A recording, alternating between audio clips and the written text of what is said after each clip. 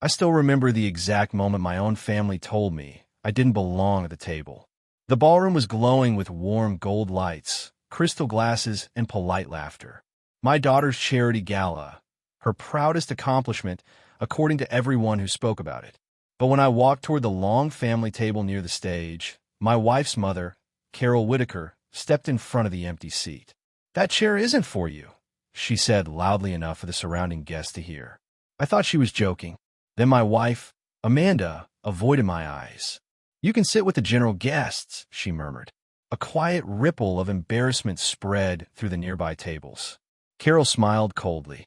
"This table is for people who actually contributed to the foundation." I felt every pair of eyes in the room settle on me. The useless old man who apparently hadn't earned a chair. I turned to walk away. That's when the event organizer hurried across the room.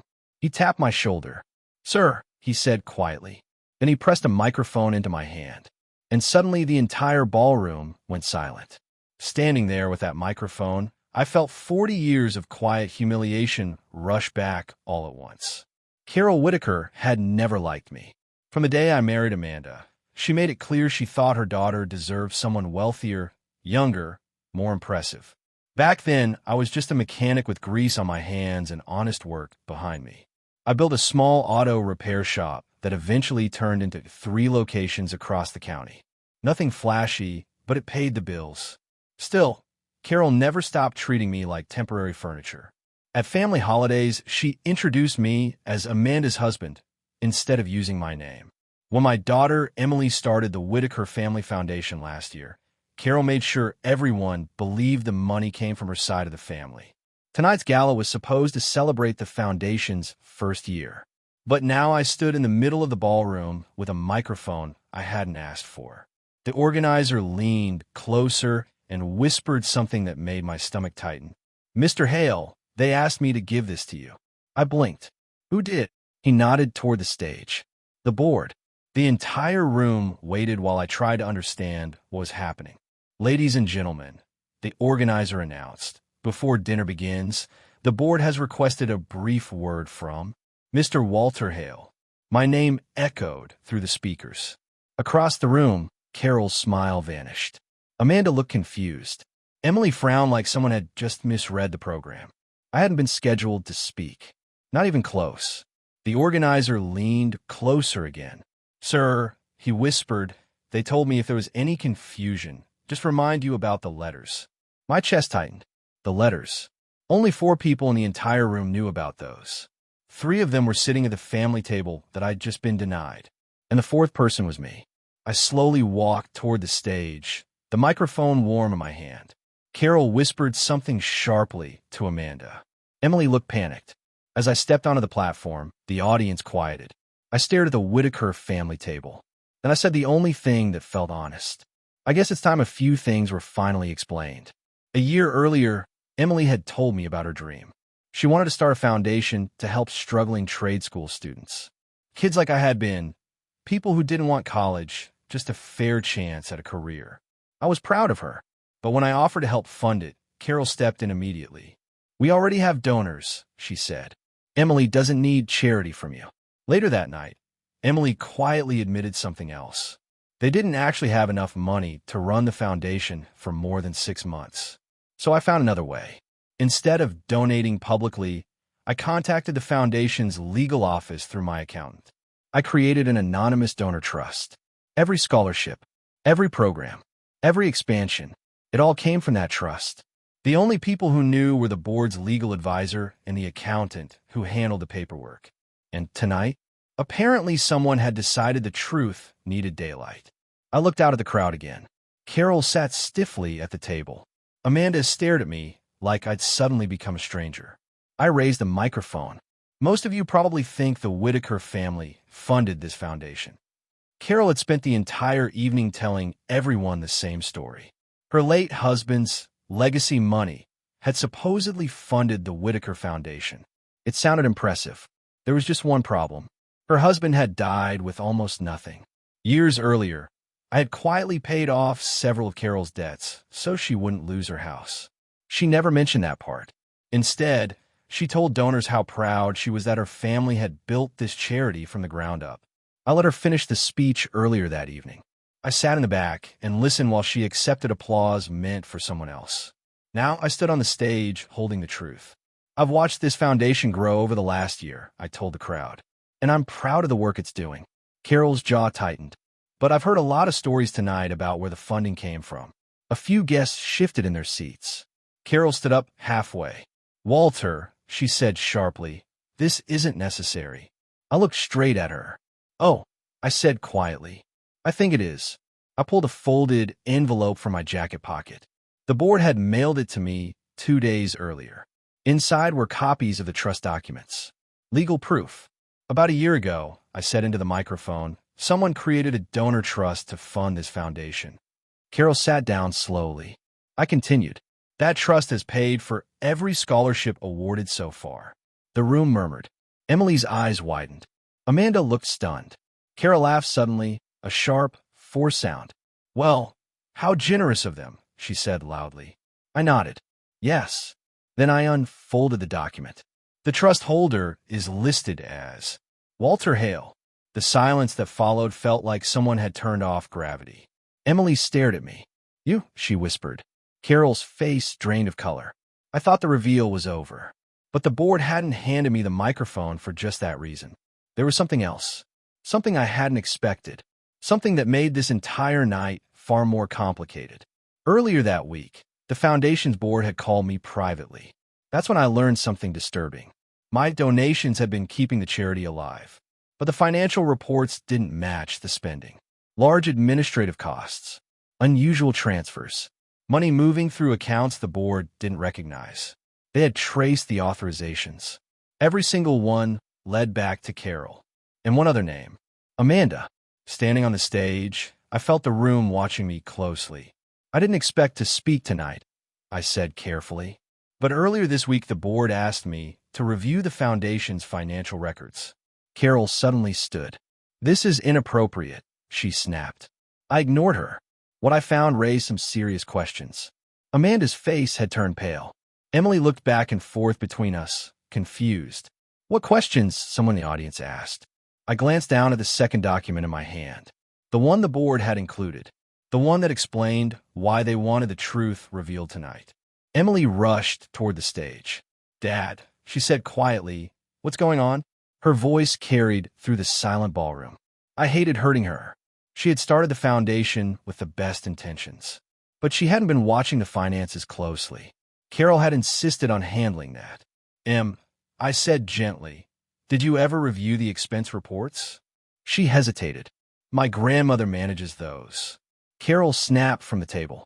And I've done a wonderful job. I held up the second document. Then maybe you can explain these transfers. A large screen behind me lit up as the event organizer connected the presentation. The board had prepared everything. Highlighted numbers appeared on the screen. Thousands of dollars. Then tens of thousands. Emily gasped. Grandma? Carol shook her head. This is a misunderstanding. But the audience could see the figures clearly. So could Emily. And the next line on the screen made the room erupt in whispers.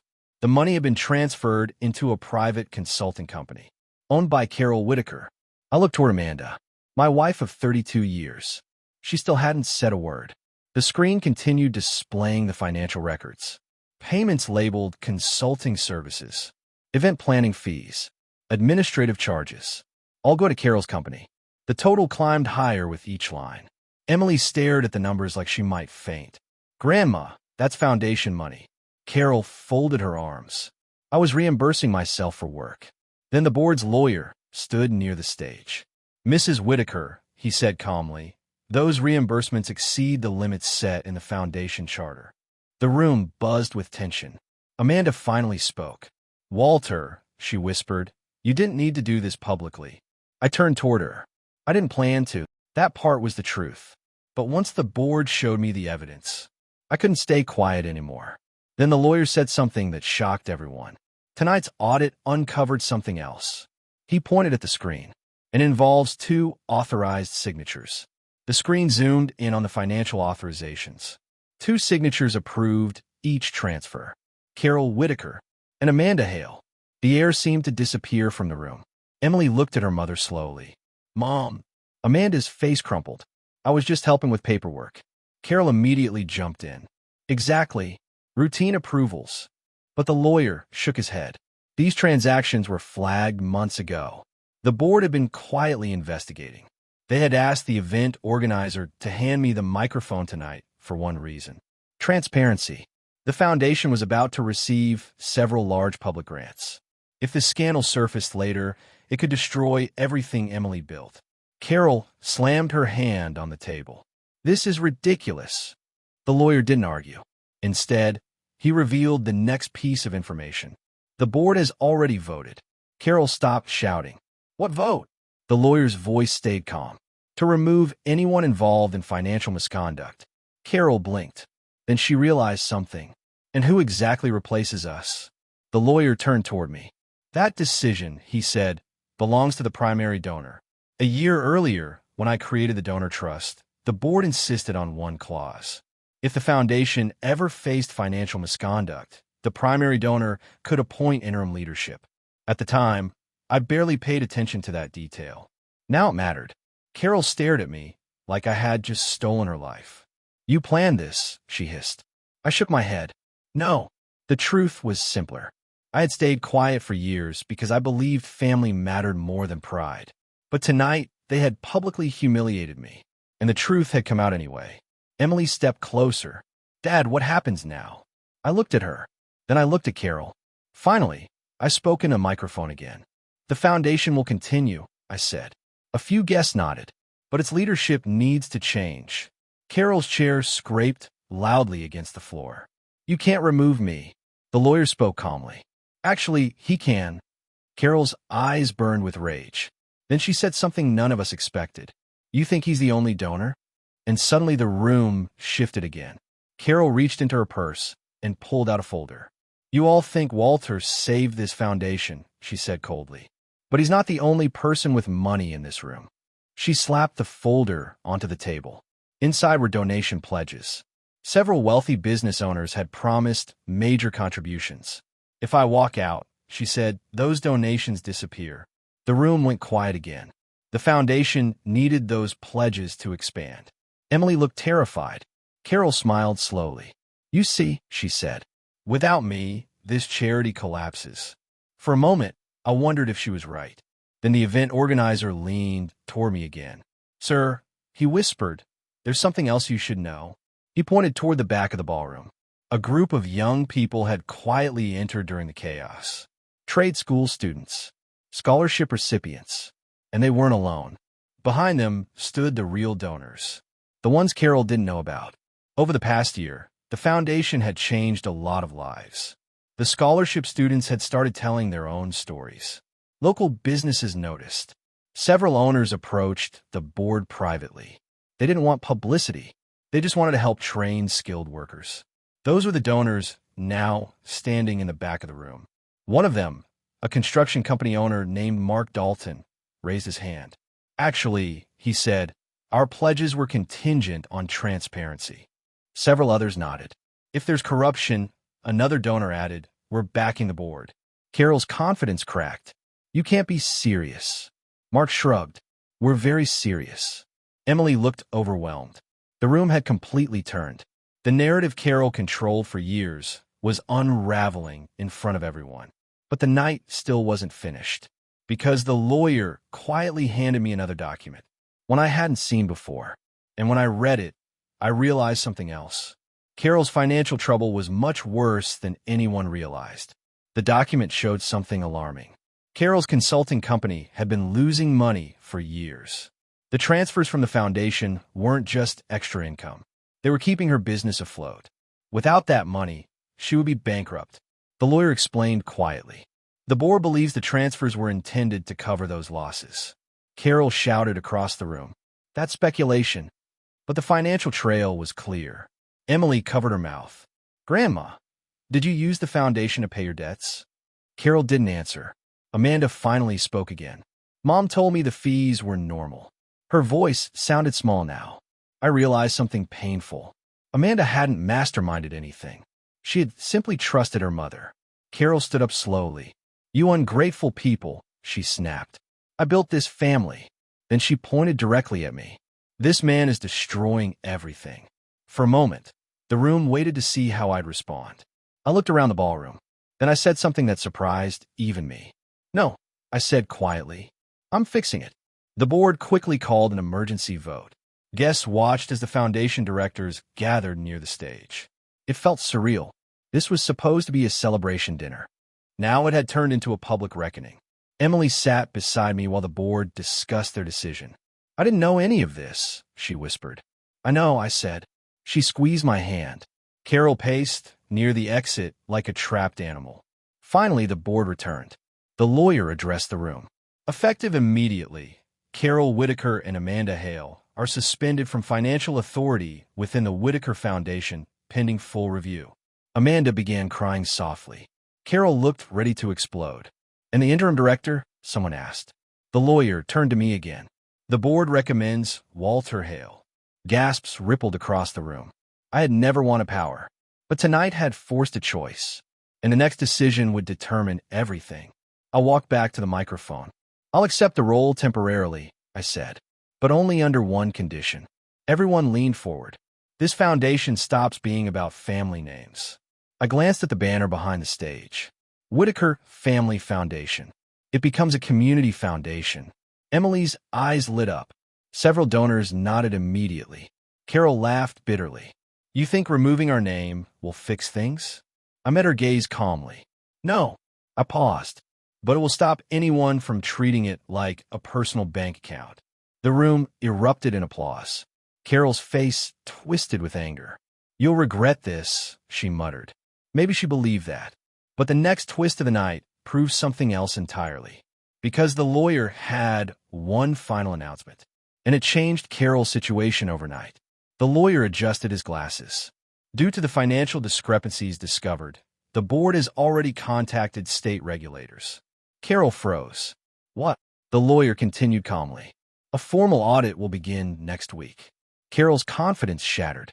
An audit meant investigators would review every transfer, every invoice, every reimbursement. She looked at Amanda desperately. "This is your fault," she snapped. Amanda shook her head, crying. "You told me it was legal." The room felt tense and quiet again. Carol grabbed her purse. "You'll all regret humiliating me like this." She stormed toward the exit. But before she left, she turned and glared at me. "You think you've won tonight?" I didn't respond. Because the truth was simpler. I hadn't tried to win anything. I had only told the truth. And sometimes that's the most powerful move of all. But the night still had one final twist waiting. After Carol left, the ballroom slowly relaxed. Guests returned to their tables. Dinner was finally served. But Emily sat quietly beside me. "I can't believe she did that," she said. I nodded. People make bad choices when they feel desperate. Emily looked toward the empty chair at the family table, the one they wouldn't let you sit in. She stood up suddenly. Then she carried that chair to the stage. "Dad," she said into the microphone, "this seat should have been yours from the beginning." The crowd applauded, but she wasn't finished. "I also want to rename the foundation tonight." She turned to the banner. "The Hale Community Trade Scholarship." I blinked in surprise. "You don't have to do that," I told her. Emily smiled. "I want to." And for the first time all evening, the room felt hopeful again. But real closure was still weeks away, because the audit hadn't even started yet. The investigation lasted 2 months. During that time, the foundation continued operating under the new structure. Donors increased their contributions. More scholarships were awarded. The mission grew stronger without the drama. Meanwhile, the auditors reviewed Carol's financial records. The results were clear. She had improperly transferred large sums, but claimed them as consulting fees. Technically legal in some cases, but far beyond what the foundation allowed. She was forced to repay most of it. Her company collapsed shortly afterward. I didn't celebrate. Watching someone lose everything, even someone who hurt you, feels complicated. But the foundation survived, and Emily learned something important about leadership. Trust must always come with accountability. Still, there was one last personal confrontation waiting, because Carol eventually asked to meet with me. Alone. We met at a quiet diner outside town. Carol looked smaller than I remembered. Age and stress had caught up with her. "You ruined my life," she said immediately. I stirred my coffee. "No," I said calmly. "You ruined it yourself." She glared at me. "You always thought you were better than us." That almost made me laugh. "For 40 years you treated me like I wasn't good enough." She didn't deny it. Instead, she said something unexpected. "I just wanted my family to look successful." I leaned back. "You had a successful family." I paused. "You just couldn't see it." For a moment, she looked almost regretful. Then the moment passed. She stood and left without another word. And that was the last time we spoke. But my story with the foundation wasn't finished yet. A week later, Amanda asked to talk. We sat in our living room, the house quiet around us. "I should have defended you that night," she said. "Yes," I replied. She wiped her eyes. "I trusted my mother too much." That part one understood. Family loyalty can blind people. But humiliation cuts deep. "I'm not angry anymore," I told her. That night forced the truth out. Amanda nodded slowly. "I want to help fix the foundation." That surprised me. "How?" "Transparency committees," she said. "Financial oversight." She wanted to rebuild trust. So I gave her the chance. Sometimes the best revenge isn't punishment. It's making people face the consequences and grow from them. And the next foundation gala proved just how much had changed. The ballroom looked familiar. Same hotel, same chandeliers. But the banner behind the stage was different now. Hale Community Trade Scholarship. Emily stood proudly beside it. This year's event celebrated 50 scholarship graduates. Local businesses hired most of them immediately. The room felt full of genuine pride, not performance. When Emily began her speech, she told the full story. How the foundation almost collapsed. How transparency saved it. And how one anonymous donor stepped forward when the truth mattered. She looked at me. "Dad," she said, "would you join me on stage?" This time, nobody blocked my path. A long table sat near the stage again. But the name cards looked different. Students, mentors, donors, community leaders. Emily pointed to one seat, right in the center. "Your chair," she said. I sat down slowly. The applause felt warm instead of awkward. For the first time in years, I felt respected by the people around me. Not because of money, but because of honesty. Then Emily leaned closer and whispered something that made me smile. "You know what people keep asking me?" "What?" "How a mechanic built the most respected scholarship program in the county." I chuckled. "Tell them the truth." "What's that?" "Sometimes doing the right thing just takes patience." Carol never attended another gala. Some people asked about her. Emily always answered politely. "She's retired." The truth was simpler. Carol had moved to another state to live with distant relatives. Her pride couldn't handle seeing the foundation thrive without her. I didn't hate her for that. Bitterness is heavy, and I carried enough of it already. Instead, I focused on the work. Each year, more students joined the program. Electricians, machinists, auto technicians, people building real lives with real skills. Every success reminded me why I started the trust in the first place. Not for recognition, just opportunity. And sometimes, justice finds you when you least expect it. Just like it did that night with a microphone. Looking back, the strangest part of that night wasn't the humiliation. It was the moment everything changed. One empty chair, one quiet insult, one unexpected microphone in my hand. Carol thought she was putting me in my place. Instead, she handed me the chance to tell the truth. And truth has a funny way of leveling every table in the room. These days, when people ask how the foundation survived that scandal, I give them the same answer. It survived because honesty showed up. I didn't win by humiliating anyone. I didn't cheat or plot revenge. I simply stood up when the moment demanded it. And sometimes that's all justice really is. One man, one microphone, and the courage to speak when everyone else would rather stay silent.